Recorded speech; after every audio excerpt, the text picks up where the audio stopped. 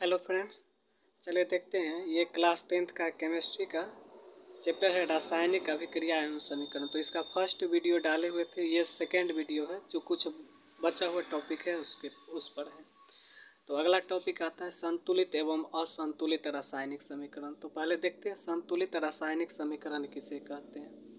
तो वैसे रासायनिक समीकरण जिसमें तीर के दोनों तरफ उपस्थित तत्वों की परमाणु संख्या समान हो तो उसे संतुलित रासायनिक समीकरण कहा जाता है।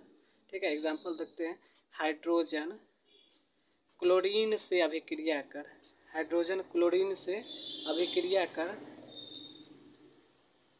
HCl बनाता है। ये हाइड्रोजन और ये क्लोरीन के। तो यहाँ तत्वों की परमाणु संख्या इधर देखते हैं, हाइड्रोजन का 2 है और इधर 1 है। ठीक है, इधर क्लोरीन का 2 है और इधर 1 है। तो ये दोनों तरफ समान नहीं है, तो ये हो गया असंतुलित रासायनिक समीकरण। अब जब तत्वों के परमाणु संख्या दोनों तरफ समान हो, ठीक है, तो यहाँ देख लीजिए, ये जो 2 दिए ये गुणांक हो गया हाइड्रोजन का और क्लोरीन का। तो जिससे तत्वों की परमाणु संख्या हाइड्रोजन का तीर के इस तरफ भी 2 और इस तरफ भी 2, क्लोरीन का इस तरफ भी 2 और इस तरफ भी 2। तो ये हो गया संतुलित रासायनिक समीकरण। नेक्स्ट असंतुलित रासायनिक समीकरण। तो तत्वों की परमाणु संख्या तीर के दोनों तरफ तत्वों की परमाणु संख्या समान नहीं हो तो उसको बोलते हैं असंतुलित रासायनिक समीकरण।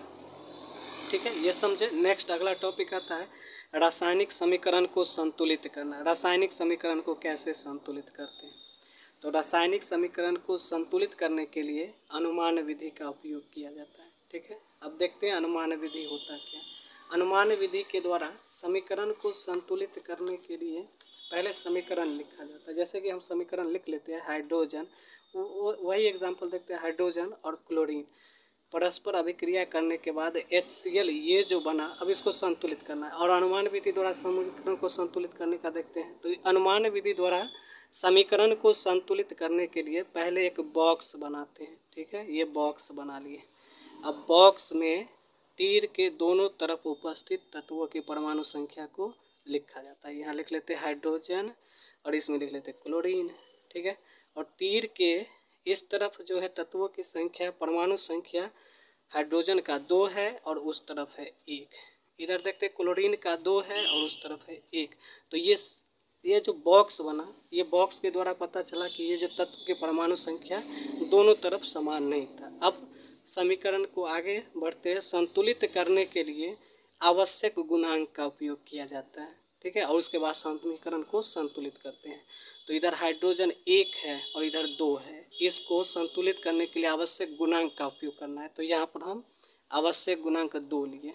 तो ये जो 2 है हाइड्रोजन के लिए भी है और क्लोरीन के लिए भी है, जिससे हाइड्रोजन की भी परमाणु संख्या 2 हो गया और क्लोरीन की भी परमाणु संख्या 2 हो गया। दोनों तरफ तत्वों की परमाणु संख्या समान हो गया।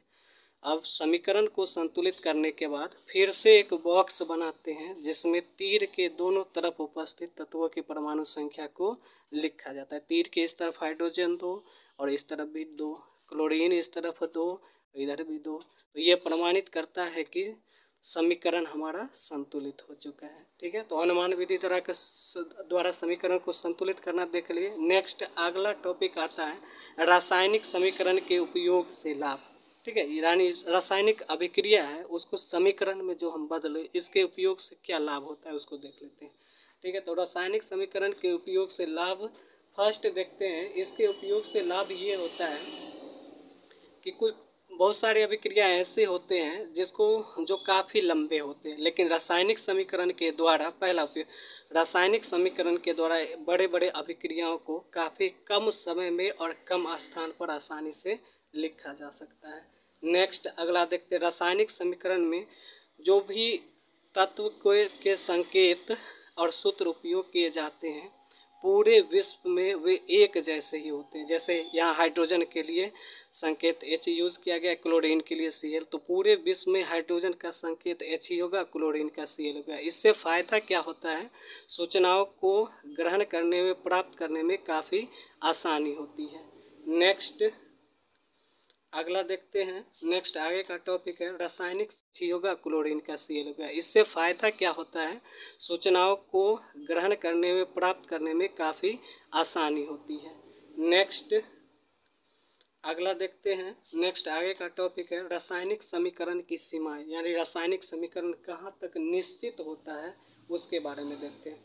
तो बतलाया गया एक ही ये जो एग्जाम्पल है, इसी एक एग्जाम्पल सारा सीमा देख लेते हैं। ठीक है, इसमें देखते हैं कि रासायनिक समीकरण फर्स्ट है रासायनिक समीकरण अभिकारक और प्रतिफल। ये हो गया अभिकारक और ये हो गया प्रतिफल।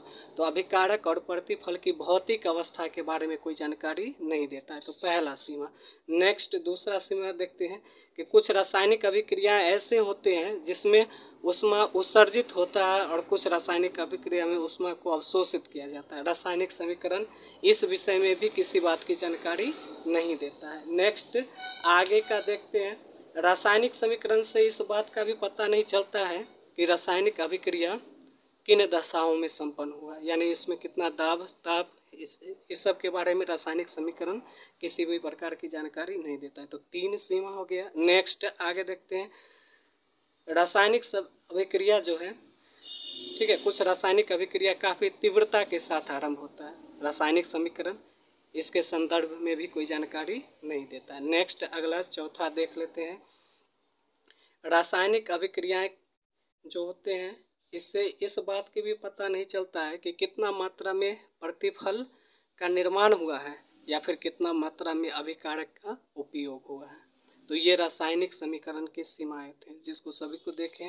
नेक्स्ट अगला देखते हैं रासायनिक समीकरण को और अधिक उपयोगी बनाना, यानी रासायनिक समीकरण का जो सीमा है उसको अगर हम दूर करते हैं तो रासायनिक समीकरण जो हमारा है वो और अधिक उपयोगी बन जाता है। ठीक है, तो देख लेते हैं रासायनिक समीकरण को कैसे और अधिक उपयोगी बनाया जाता है। तो जैसे बतलाया गया रासायनिक समीकरण पदार्थ की भौतिक अवस्था के बारे में कोई जानकारी नहीं देती है, और पदार्थ की भौतिक अवस्था की हमें जानकारी देनी है तो तत्वों के संकेत के सामने एक बॉक्स बनाते हैं जिसमें ठोस के लिए S, ठीक है, गैस के लिए G और लिक्विड के लिए L लिखा जाता है।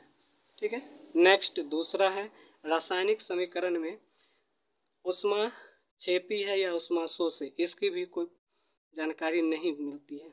तो अब ऊष्मा छेपी या ऊष्मा शोषी की जानकारी देनी है तो अभिकारक के साथ ऊष्मा लिखते हैं तो ये हो जाता है ऊष्मा शोषी, और प्रतिफल के साथ ऊष्मा लिखते हैं तो ये हो जाता है ऊष्मा छेपी। नेक्स्ट रासायनिक समीकरण अवक्षेप के बारे में भी कोई जानकारी नहीं देता है। तो अवक्षेप की जानकारी देनी है तो तत्वों के संकेत के सामने, यानी अवक्षेप के संकेत के सामने तीर का चिन्ह देते हैं जो नीचे की तरफ होता है। नेक्स्ट अगला है रासायनिक समीकरण गैस की उत्पत्ति की भी जानकारी नहीं देता है। अब गैस की उत्पत्ति की जानकारी देनी है तो गैस के संकेत या सूत्र के सामने तीर का चिन्ह देते हैं जो ऊपर की ओर होता है। तो ये रासायनिक समीकरण की सीमाएं को दूर करने के बारे में बताया गया था। नेक्स्ट इसमें कुछ और है, यदि रासायनिक समीकरण में शर्तों की जानकारी देनी है तो उसे तीर के ऊपर या नीचे लिखा जाता है। तो ये रासायनिक समीकरण को और अधिक उपयोगी बनाने का देख लिए। ठीक है, तो अब इससे देखते हैं क्वेश्चन किस टाइप का आएगा। ठीक है, यहाँ क्वेश्चन आएगा संतुलित एवं असंतुलित रासायनिक समीकरण किसे कहते हैं। क्वेश्चन आप लोग लिख भी सकते हैं और इसका आंसर भी दे सकते हैं। तो संतुलित एवं असंतुलित रासायनिक समीकरण किसे कहते हैं। नेक्स्ट अगला क्वेश्चन आएगा रासायनिक समीकरण को संतुलित कैसे किया जाता है। ठीक है, या फिर अनुमान विधि द्वारा रासायनिक समीकरण को संतुलित कैसे करते हैं, तो ये क्वेश्चन हो गया। नेक्स्ट रासायनिक समीकरण के उपयोग से क्या लाभ होता है उसके बारे में लिखना है। नेक्स्ट अगला क्वेश्चन यहाँ से आ सकता है रासायनिक समीकरण की सीमाओं को लिखें। ठीक है, अब क्वेश्चन यहाँ से ये रासायनिक समीकरण को उपयोगी बनाना है, इससे अलग अलग क्वेश्चन पूछा जा सकता है। जैसे रासायनिक समीकरण में गैस की उत्पत्ति की जानकारी कैसे दी जाती है। ठीक है, अगला क्वेश्चन रासायनिक समीकरण में अवक्षेप की जानकारी कैसे दी जा सकती है।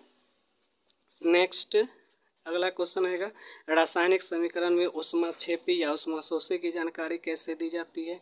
नेक्स्ट आगे का क्वेश्चन आएगा रासायनिक समीकरण में पदार्थ की भौतिक अवस्था की जानकारी कैसे दी जाती है। नेक्स्ट क्वेश्चन आएगा रासायनिक समीकरण में निर्देश की जानकारी कैसे दी जाती है। नेक्स्ट आगे क्वेश्चन आएगा रासायनिक समीकरण में उत्क्रमणीयता की जानकारी कैसे दी जाती है। तो ये सारे क्वेश्चन का आंसर हम अभी जो टॉपिक पढ़े हैं उसके द्वारा आसानी से इन क्वेश्चनों का आंसर दे सकते हैं। ठीक है, मिलते हैं नेक्स्ट वीडियो में।